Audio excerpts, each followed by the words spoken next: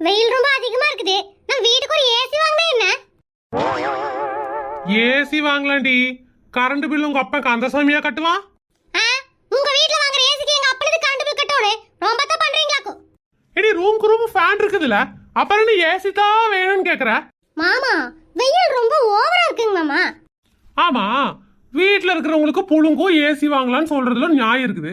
நீ தான் வீட்டுல இருக்கிறது இல்லையே, எப்ப பார்த்தாலும் ஊர் நாயம் பேசுறதுக்கு வெளியே தரடி சுத்திட்டு இருக்கிற. அப்புறம் என்ன? உங்ககிட்ட பேச முடியுமா? எது பேசாலும் யானை கூட பேசுறது உங்களுக்கு வேலையா போயிடுச்சு. உங்ககிட்ட வந்து கேட்ட பாரு காஞ்ச பிசினாரி. ஃபேன் வாங்கவே வழி இல்ல, எங்க ஐயன் வாங்கி கொடுத்தாப்ல.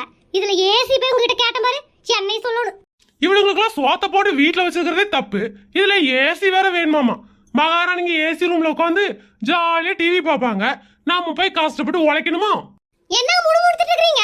எனக்கு ஒண்ணும் கேட்கல, சாத்தமா பேசுங்க. இப்ப நான் பேசுனது மட்டும் இவ காதுல விழுந்துச்சு. பெண்ணுரிமை புரட்சின்னு வந்து தேவையில்லாம் நான் இதை பேசிட்டு இருப்பான். இந்த காலத்துல புருஷனுங்க பொண்டாட்டி பார்த்து ஒண்ணுமே பேச முடியல. கேட்டா பெண்ணுரிமை பெண்ணுரிமைன்னு வந்துடுறானுங்க. இவளுங்கள வச்சுக்கிட்டு என்ன பாடுபடுறேன்னு எங்களுக்கு தான் தெரியும். நாங்க எங்க போய் முட்டுறது?